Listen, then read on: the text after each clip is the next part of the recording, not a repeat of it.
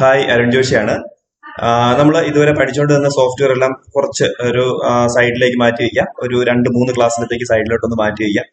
അതായത് നമ്മൾ ഇന്ന് പുതിയൊരു സോഫ്റ്റ്വെയർ ആണ് പഠിക്കുന്നത്. ഞാൻ ഓൾറെഡി പറഞ്ഞിരുന്ന പഠിപ്പിക്കാം എന്ന് പറഞ്ഞിരുന്ന ഒരു പുതിയ സോഫ്റ്റ്വെയറിലേക്കാണ് നമ്മൾ ഇന്ന് പോകുന്നത്. ലൂമിയോൺ എന്ന് പറയുന്ന ഒരു സോഫ്റ്റ്വെയർ. ലൂമിയോണിന്റെ ഐക്കൺ അവിടെ കിടപ്പുണ്ട് കേട്ടോ. ഈ ലൂമിയോൺ ഇതാണ്. ഇത് എന്ന് പറയുന്നത്, ലൂമിയോൺ എന്ന് പറയുന്നത് ആർക്കിടെക്ചറൽ ഡിസൈൻ ചെയ്യുന്ന ആൾക്കാർ, അതായത് വീട്, ബിൽഡിങ്, ലാൻഡ്സ്കേപ്പ് ഒക്കെ ചെയ്യുന്ന ആൾക്കാരുണ്ടല്ലോ.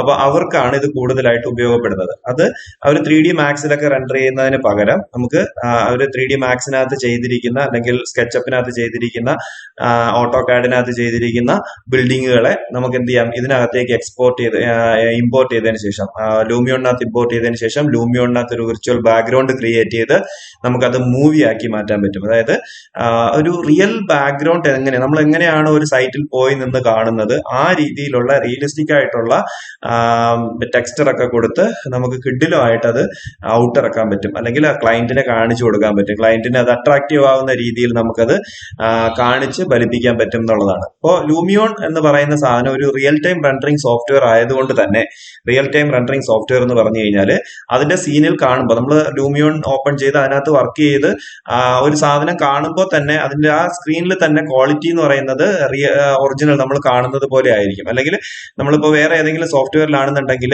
വീറയിലൊക്കെ റെൻഡർ ചെയ്താലായിരിക്കും നമ്മൾ ആ റിയലിസ്റ്റിക് ആയിട്ടുള്ള ഒരു ഫീല് കിട്ടുന്നത്.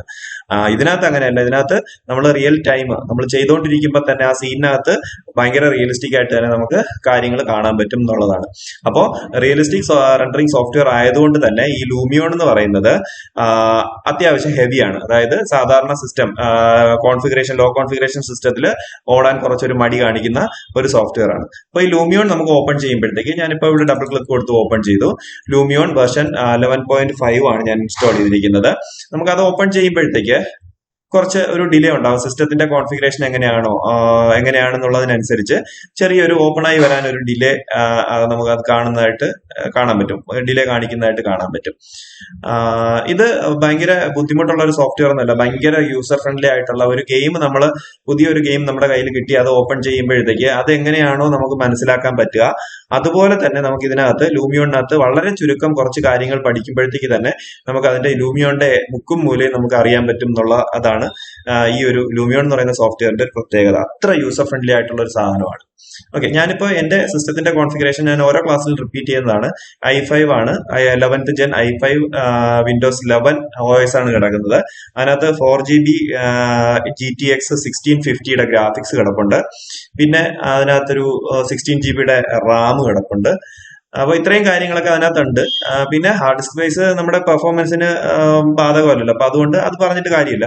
അപ്പൊ ഇത് രണ്ട് കാര്യങ്ങളാണ് ഇതിന്റെ മെയിൻ ഫാക്ടർ എന്ന് പറയുന്നത്.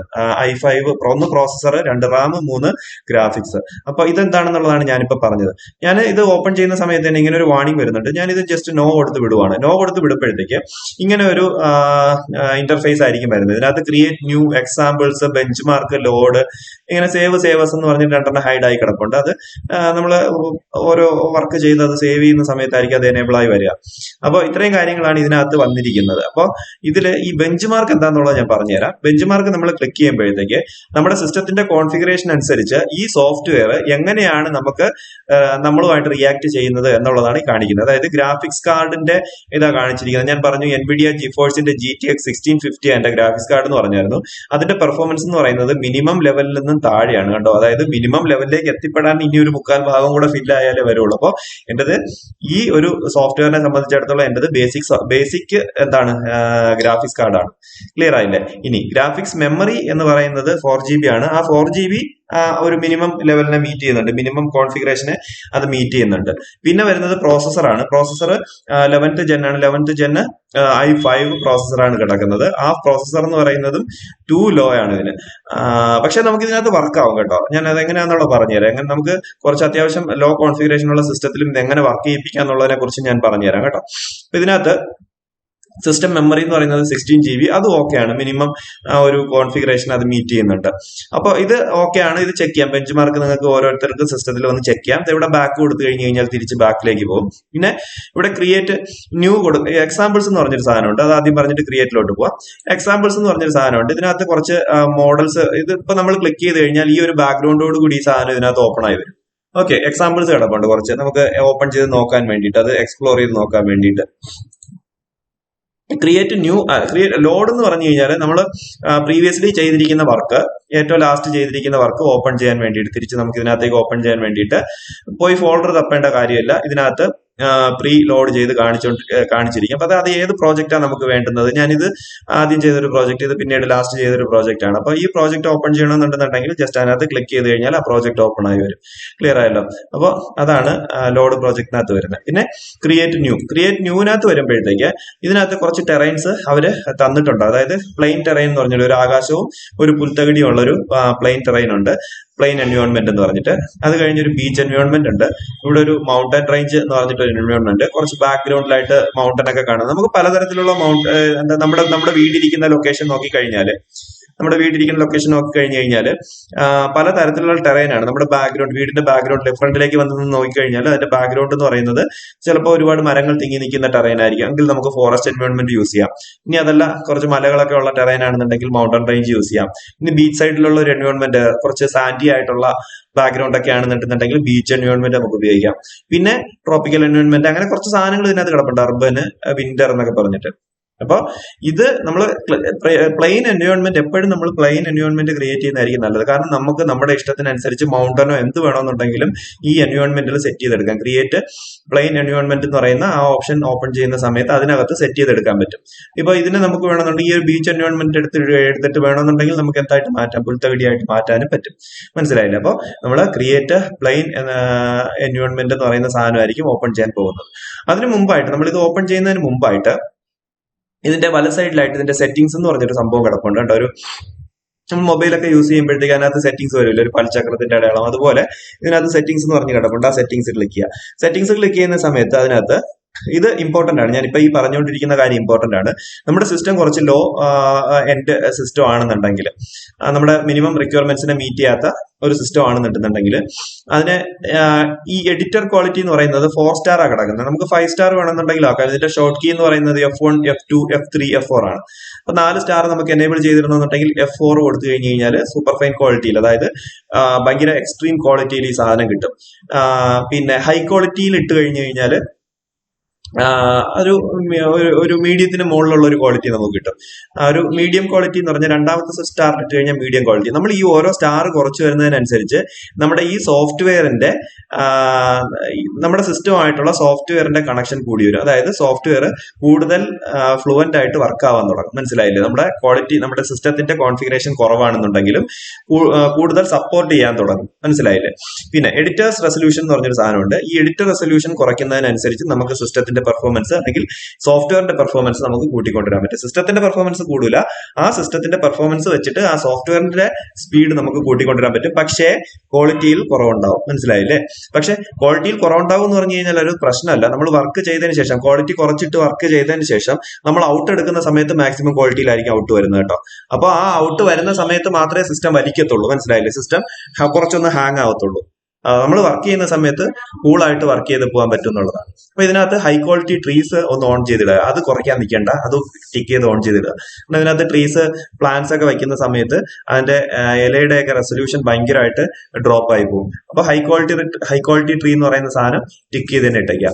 ഓട്ടോ അപ്ഡേറ്റ് പ്രിവ്യൂ ഓഫ് ചെയ്തിട്ടേക്കുക. അത് നമ്മൾ ഓരോ തവണയും സീനിൽ ചേഞ്ച് വരുത്തിയതിനു ശേഷം, ക്ലൈമറ്റ് ചേഞ്ച് ഒക്കെ വരുത്തിയതിനു ശേഷം ആ സീനിനകത്ത് വെറുതെ ഒരൊറ്റ ക്ലിക്ക് കൊടുത്തു കഴിഞ്ഞാൽ അത് അപ്ഡേറ്റ് ആയി വരും. അപ്പൊ അതുകൊണ്ട് ഓട്ടോ അപ്ഡേറ്റ് എന്ന് പറയുന്ന ഓപ്ഷൻ നമുക്ക് ഓൺ ചെയ്തിടണ്ട. ഓൺ ചെയ്തിട്ട് കഴിഞ്ഞാൽ റാം കുറച്ച് വലിക്കുന്നതായിട്ട് കാണാൻ പറ്റും. അതിന്റെ ഷോർട്ട് കീ എന്ന് പറയുന്നത് F6 ആണ് കേട്ടോ. ഓക്കെ, അപ്പൊ നമുക്ക് ഇത് ഓരോന്നിന്റെയും ഇതിനകത്ത് ഹൈ ക്വാളിറ്റി ട്രീസിന്റെ F9 ആണ്. അപ്പൊ ഓരോന്നും നമുക്ക് അതിവിടെ കൊണ്ടുവരുമ്പോൾ തന്നെ അതിന്റെ ഷോർട്ട് കീ എന്താണെന്നുള്ളത് കാണിക്കുന്നുണ്ട്. യൂസ് പ്രോക്സീസ് എന്ന് പറയുന്നത് ഓഫ് ചെയ്തിട്ടേക്കുക. എന്നിട്ട് ഞാനിത് ബാക്ക് ഇറങ്ങുവാണ്. ഞാനിപ്പോ സെറ്റിംഗ്സ് ക്ലിക്ക് ചെയ്ത സമയത്താണ് ഇത്രയും പോപ്പപ്പ് ചെയ്ത് വന്നിരുന്നത്. ഞാൻ ജസ്റ്റ് ഒന്ന് ബാക്കിലേക്ക് ഇറങ്ങി കേട്ടോ. എന്നിട്ട് ക്രിയേറ്റ് പ്ലെയിൻ എൻവയോൺമെന്റിൽ ഞാൻ ക്ലിക്ക് ചെയ്തു. ആ ക്രിയേറ്റ് പ്ലെയിൻ എൻവയോൺമെന്റിൽ ക്ലിക്ക് ചെയ്യുന്ന സമയത്ത് തന്നെ ഇവിടെ ഒരു എൻവയോൺമെന്റ് ഓപ്പൺ ആയി വരുന്നത് കാണാൻ പറ്റും. നമ്മൾ റൈറ്റ് ക്ലിക്ക് കൊടുത്തു കഴിഞ്ഞാൽ, മൗസിന്റെ റൈറ്റ് ക്ലിക്ക് കൊടുത്തിട്ട് അങ്ങോട്ടും ഇങ്ങോട്ടും ഡ്രാഗ് ചെയ്ത് കഴിഞ്ഞാൽ നമുക്ക് ഇതിനെ റൊട്ടേറ്റ് ചെയ്ത്, ഈ സീനിനെ റൊട്ടേറ്റ് ചെയ്ത് നമുക്ക് കാണാൻ പറ്റും. മനസ്സിലായില്ലേ? ഇനി മിഡിൽ ബട്ടൺ ക്ലിക്ക് ചെയ്തിട്ട് നമ്മൾ മുകളിലോട്ടും താഴോട്ടും ആക്കി കഴിഞ്ഞു കഴിഞ്ഞാൽ ഗ്രൗണ്ട് ലെവലിൽ നിന്ന് മുകളിലേക്ക് ക്യാമറ ഉയർന്നു പോകുന്ന ആ ഒരു ഫീൽ കിട്ടും. മുകളിലേക്ക് ഉയർത്തി കഴിഞ്ഞാൽ, മിഡിൽ ബട്ടൺ ക്ലിക്ക് ചെയ്ത് മുകളിലേക്ക് ഉയർത്തി കഴിഞ്ഞാൽ മുകളിലേക്കും താഴേക്ക് കൊണ്ടുവന്ന്, മൗസിനെ താഴേക്ക് കൊണ്ടുവന്നു കഴിഞ്ഞാൽ ക്യാമറ താഴേക്കും വരുന്നതായിട്ട് കാണാൻ പറ്റും. നമുക്ക് സ്ക്രോൾ ചെയ്ത് കഴിഞ്ഞാൽ മൗസ് ബട്ടൺ സ്ക്രോൾ ചെയ്ത് കഴിഞ്ഞാൽ നമുക്ക് സൂം ഇൻ സൂം ഔട്ട് ചെയ്യാൻ പറ്റും. ക്ലിയർ ആയല്ലോ? ഇനി ഇതിനകത്ത് നമ്മളൊരു ഗെയിം കളിക്കുന്നവരെ സംബന്ധിച്ചിടത്തോളം ഇതിന്റെ മാനിപ്പുലേഷൻ എന്ന് പറഞ്ഞാൽ നമ്മളിപ്പോ നമ്മളിപ്പോ മൗസ് വെച്ചിട്ട് ഇതിനെ അഡ്ജസ്റ്റ് ചെയ്യുന്നതിന് പകരം കീബോർഡിനകത്ത് W പ്രസ് ചെയ്ത് കഴിഞ്ഞാൽ ക്യാമറ ഫ്രണ്ടിലേക്ക് പോകും, S പ്രസ് ചെയ്ത് കഴിഞ്ഞാൽ ക്യാമറ ബാക്കിലേക്ക് വരും, A പ്രസ് ചെയ്ത് കഴിഞ്ഞാൽ ലെഫ്റ്റ് സൈഡിലേക്കും, D പ്രസ് ചെയ്ത് കഴിഞ്ഞാൽ റൈറ്റ് സൈഡിലേക്കും. ക്ലിയർ ആയല്ലോ? W പ്രസ് ചെയ്ത് കഴിഞ്ഞാൽ മുമ്പിലേക്ക്, S പ്രസ് ചെയ്ത് കഴിഞ്ഞാൽ ബാക്കിലേക്ക്, A പ്രസ് ചെയ്ത് കഴിഞ്ഞാൽ സൈഡിലേക്ക്, D പ്രസ് ചെയ്ത് കഴിഞ്ഞാൽ റൈറ്റ് സൈഡിലേക്ക്. ക്ലിയർ ആയല്ലോ? ഇനി Q പ്രസ് ചെയ്ത് കഴിഞ്ഞാൽ നമ്മൾ മൗസ് മിഡിൽ ബട്ടൺ ക്ലിക്ക് ചെയ്തുകൊണ്ട് നമ്മൾ മുകളിലേക്കും താഴേക്കും ഉയർത്തിയില്ലേ ക്യാമറ, അതുപോലെ Q പ്രസ് ചെയ്ത് കഴിഞ്ഞാൽ മുകളിലേക്കും, E പ്രസ് ചെയ്ത് കഴിഞ്ഞാൽ ഗ്രൗണ്ട് ലെവലിലേക്ക് ക്യാമറ കൊണ്ടുവരാൻ പറ്റും. ക്ലിയർ ആയല്ലോ? അപ്പോൾ ഇത്രയും ഷോർട്ട് കീ ആണ് നമുക്ക് ലൂമിയോൺ ചെയ്യുന്ന സമയത്ത് നമ്മൾ മസ്റ്റ് ആയിട്ട് അറിഞ്ഞിരിക്കേണ്ടുന്നത്. വേറെ ഒരു ഷോർട്ട് കീ അറിഞ്ഞിരുന്നില്ലെങ്കിലും കുഴപ്പമില്ല, ഇത്രയും ഷോർട്ട് കീ അറിഞ്ഞിരിക്കുക. ഓക്കെ, ക്ലിയർ ആയല്ലോ? ഇനി അടുത്ത് നമുക്ക് ചെയ്യാനുള്ള എന്താന്ന് പറഞ്ഞു കഴിഞ്ഞാല് ഈ ഒരു സീനിനകത്തേക്ക്, ഇപ്പൊ ഈ സീനിനകത്ത് ഒരു ആകാശമുണ്ട്, എൻഡ്ലെസ് ആയിട്ട് ഒരു ലാൻഡ്സ്കേപ്പും കിടപ്പുണ്ട്, ഒരു പുൽത്തകിടിയും കിടപ്പുണ്ട്. ഇനി ഇതിനകത്ത് എന്തെങ്കിലും സാധനങ്ങൾ നമുക്ക് ഇതിനകത്ത് കൊണ്ടുവയ്ക്കണം. അപ്പൊ ഇതിന്റെ ലൈബ്രറി നമുക്കൊന്ന് അറിഞ്ഞിരിക്കണം. ലൈബ്രറി എന്ന് പറയുമ്പോഴത്തേക്ക് നമുക്കൊരു ഒബ്ജക്റ്റിനെ പ്ലേസ് ചെയ്യണമെന്നുണ്ടെങ്കിൽ ഇതിനകത്തേക്ക് ഒരു മരമോ ഒരു ചെടിയോ കല്ലോ എന്ത് തന്നെ ആയിക്കോട്ടെ, അതെന്തിനെങ്കിലും ഇതിനകത്തേക്ക് നമുക്ക് പ്ലേസ് ചെയ്യണമെന്നുണ്ടെന്നുണ്ടെങ്കിൽ ഈ പ്ലേസ് എന്ന് പറയുന്ന സാധനം നമ്മൾ എടുക്കുക. പ്ലേസ് എന്ന് പറയുന്ന സാധനം എടുക്കുക. അപ്പൊ ഇതിനകത്ത് ഞാൻ ഓൾറെഡി ഇതിനകത്ത് ഇമ്പോർട്ട് ചെയ്ത് വെച്ചിരിക്കുന്ന ഒരു ബിൽഡിംഗ് ഇതിനകത്ത് സെലക്ട് ആയി കിടക്കുന്നത് കൊണ്ടാണ് കണ്ടോ, ആ ബിൽഡിംഗ് ഞാൻ പ്ലേസ് കൊടുത്ത ഉടനെ ആ ബിൽഡിംഗ് ഇതിനകത്തേക്ക് വന്നതായിട്ട് കാണാൻ പറ്റും. ക്ലിയർ ആയല്ലോ? ഇനി ഞാൻ ഈ പ്ലേസ് മാറ്റിയിട്ട് ഈ സെലക്ട് ഇട്ട് കഴിഞ്ഞാൽ കണ്ടോ, ആദ്യം ഉണ്ടായിരുന്നത് പോലെ നമ്മളെ ലൂമിയോണിലെ ഫസ്റ്റ് പ്രോജക്റ്റ് ഓപ്പൺ ചെയ്തപ്പോൾ വന്നതുപോലെ കഴ്സറിലേക്ക് മാറി. അപ്പോൾ ഈ സെലക്ട് ആക്കിയിട്ടിരുന്നാൽ നമുക്ക് മൂവ് ചെയ്യുന്ന സമയത്ത്, അല്ലെങ്കിൽ ഈ പ്ലേസ് ആണ് കിടക്കുന്നതെങ്കിൽ നമ്മൾ അതിനകത്ത് എന്ത് ഒബ്ജക്റ്റ് ആണോ സെലക്ട് ആയിരിക്കുന്നത് അതിനകത്ത് ക്ലിക്ക് ചെയ്യുന്ന സമയത്ത് അപ്ലൈ ആയിക്കൊണ്ടിരിക്കും. ഓക്കെ, അപ്പോൾ ഇതിനകത്ത് നമ്മൾ ആദ്യം പഠിക്കേണ്ടുന്നത് കണ്ടന്റ് ലൈബ്രറി എന്ന് പറഞ്ഞൊരു സാധനമുണ്ട്, മെറ്റീരിയൽ ലൈബ്രറി എന്ന് പറഞ്ഞൊരു സാധനമുണ്ട്, ലാൻഡ്സ്കേപ്പ് എന്ന് പറഞ്ഞൊരു സാധനമുണ്ട്, വെതർ എന്ന് പറഞ്ഞിട്ട് സാധനമുണ്ട്. അപ്പൊ ഇതെന്തൊക്കെയാണെന്നൊന്ന് പഠിക്കാം. കണ്ടന്റ് ലൈബ്രറിക്കകത്ത് നമ്മുടെ ചുറ്റുപാടും കാണുന്ന കുറെ ഒബ്ജക്റ്റുകള്, മരങ്ങള്, ചെടികള്, പൂക്കള്, മലകള്, കല്ലുകള്, ഫർണിച്ചർ ഐറ്റംസ്, വാഹനങ്ങള്, ആൾക്കാർ, ഇങ്ങനെ കുറെ സാധനം നമുക്ക് ഏതിനകത്തുണ്ട്? കണ്ടന്റ് ലൈബ്രറിക്കകത്തുണ്ട്. നമ്മുടെ ചുറ്റും ഒന്ന് കണ്ണോടിച്ചു കഴിഞ്ഞാൽ നമ്മുടെ ചുറ്റും കാണുന്ന സാധനങ്ങളെല്ലാം തന്നെ ഏതിനകത്തുണ്ട്? എല്ലാം എന്ന് പറയാൻ പറ്റൂല, കുറേയേറെ സാധനങ്ങൾ കണ്ടന്റ് ലൈബ്രറിക്കകത്തുണ്ട്. ബസ്, ലോറി, ട്രെയിൻ എന്ന് വേണ്ട സകല സാധനങ്ങൾ ഇതിനകത്ത് കിടപ്പുണ്ട്. അപ്പൊ നമുക്കൊരു എയർപോർട്ടൊക്കെ ചെയ്യണമെന്നുണ്ടെങ്കിൽ പ്ലെയിനിനെയൊക്കെ നമുക്ക് ഇതിനകത്ത് നിന്ന് ക്ലിക്ക് ചെയ്ത് നമുക്ക് അതിനകത്ത് ആഡ് ചെയ്താൽ മതി. മനസ്സിലായില്ലേ? ഓക്കെ, അപ്പൊ കണ്ടന്റ് ലൈബ്രറി. പിന്നെ മെറ്റീരിയൽ ലൈബ്രറി എന്ന് പറഞ്ഞു കഴിഞ്ഞാൽ നമുക്ക് ഇപ്പൊ മെറ്റീരിയൽ ലൈബ്രറി ക്ലിക്ക് ചെയ്ത് കഴിഞ്ഞാൽ ഇതിനകത്ത് ഒന്നും കാണിക്കത്തില്ല. നമ്മൾ പുറത്തുനിന്ന് ചെയ്ത് കൊണ്ടുവന്ന, ഇപ്പൊ ആട്ടോ കാഡിനകത്തോ റെവിറ്റിനകത്തോ സ്കെച്ചപ്പിനകത്തോ 3D മാക്സിനകത്തോ അല്ലെങ്കിൽ ഏതോ 3D സോഫ്റ്റ്വെയർ ആയിക്കോട്ടെ, 3 മായക്കകത്തോ ഒക്കെ ചെയ്ത സാധനത്തിനെ നമ്മൾ ഇതിനകത്തേക്ക് ഇമ്പോർട്ട് ചെയ്ത് കൊണ്ടുവന്നിട്ടുണ്ടെന്നുണ്ടെങ്കിൽ ആ ഒബ്ജക്റ്റ് ഉണ്ടെന്നുണ്ടെങ്കിൽ മാത്രമേ ഏതിനകത്ത് കാണിക്കത്തുള്ളൂ? മെറ്റീരിയലിനകത്ത് മെറ്റീരിയൽസ് കാണിക്കത്തുള്ളൂ. അപ്പൊ ആ മെറ്റീരിയൽസ് നമുക്ക് ഇതിനകത്തേക്ക് നമ്മൾ കൊണ്ടുവന്ന ആ ഷേപ്പിനകത്തേക്ക്, ആ ഒബ്ജക്റ്റിനകത്തേക്ക് നമുക്ക് അപ്ലൈ ചെയ്യാൻ പറ്റും. ഓക്കെ, ഇനി അത് കഴിഞ്ഞിട്ട് ലാൻഡ്സ്കേപ്പ് എന്ന് പറഞ്ഞൊരു സാധനമുണ്ട്. ലാൻഡ്സ്കേപ്പ് എന്ന് പറഞ്ഞു കഴിഞ്ഞാൽ നമ്മുടെ ഈ തറ ഉണ്ടല്ലോ, ഈ തറയെ നമുക്ക് ഒരുക്കിയെടുക്കാൻ വേണ്ടിയിട്ടുള്ള സാധനങ്ങളാണ് ഈ ലാൻഡ്സ്കേപ്പിനകത്ത് വരുന്നത്. ലാൻഡ്സ്കേപ്പിൽ ഇപ്പോൾ ഒരു മല പോലത്തെ ഒരു ഏരിയ വരണമെന്നുണ്ടെന്നുണ്ടെങ്കിൽ, പിന്നെ ഒരു കുഴു വരണമെന്നുണ്ടെന്നുണ്ടെങ്കിൽ, അതിനകത്ത് ഈ ഫുള്ള് ഗ്രാസ് ഏരിയ അല്ലേ, നമ്മളിപ്പോ സ്ഥിരമായിട്ട് നടക്കുന്ന ഒരു വഴിയൊക്കെ ആണെന്നുണ്ടെങ്കിൽ എന്തുണ്ടാവും? അതിനകത്ത് മണ്ണിന്റെ അംശം ഉണ്ടാവും അല്ലെ. അപ്പൊ ആ മണ്ണിന്റെ അംശം കൊണ്ടുവരണമെന്നുണ്ടെന്നുണ്ടെങ്കിൽ നമുക്ക് എന്ത് ചെയ്യാൻ പറ്റും? കണ്ടോ, ഇതിനകത്ത് ഞാൻ ഈ ഒരു സംഭവം സെലക്ട് ചെയ്തിട്ടുണ്ടായിരുന്നു. സെലക്ട് ചെയ്തിട്ട് ഈ ബ്രഷ് ടിപ്പ് വെച്ച് നമ്മളിങ്ങനെ വരയ്ക്കുന്നതിനനുസരിച്ച് അതിനകത്ത് മണ്ണിന്റെ കണ്ടന്റ് കയറ്റി കൊണ്ടുവരാൻ പറ്റും. കണ്ടോ, സ്ഥിരമായിട്ട് നടക്കുന്ന അല്ലെങ്കിൽ സ്ഥിരമായിട്ട് നമ്മൾ ക്രിക്കറ്റ് ഒക്കെ കളിക്കുന്ന സ്ഥലമാണെന്നുണ്ടെങ്കിൽ ഇങ്ങനെ ഓടി ആ പുല്ലൊക്കെ നശിച്ചു പോയിട്ടുണ്ടാവും അല്ലെ, ആ ഗ്രാസ് ഒക്കെ നശിച്ചു പോയിട്ട് അവിടെ ഫുള്ള് മണ്ണായിരിക്കും കാണുന്നത്. അപ്പൊ അതിനകത്ത് നമുക്ക് വരച്ചു കൊടുക്കാൻ വേണ്ടിയിട്ട് ഈ സംഭവം നമുക്ക് ഉപയോഗിക്കാം. ഈ ലാൻഡ്സ്കേപ്പ് എന്ന് പറയുന്ന സാധനം, ലാൻഡ്സ്കേപ്പ് സെറ്റ് ചെയ്യാൻ വേണ്ടിയിട്ട് നമുക്ക് ഇത് ഉപയോഗിക്കാൻ പറ്റും. ക്ലിയർ ആയില്ലേ? ഓക്കെ, ഇതൊക്കെ ഞാൻ ഡീറ്റെയിൽ ആയിട്ട് പറഞ്ഞുതരാം. നമ്മൾ ആദ്യം ഏതിലൊക്കെ എന്തൊക്കെ ഉണ്ട് എന്നുള്ളതാണ് പറഞ്ഞു പോകുന്നത്.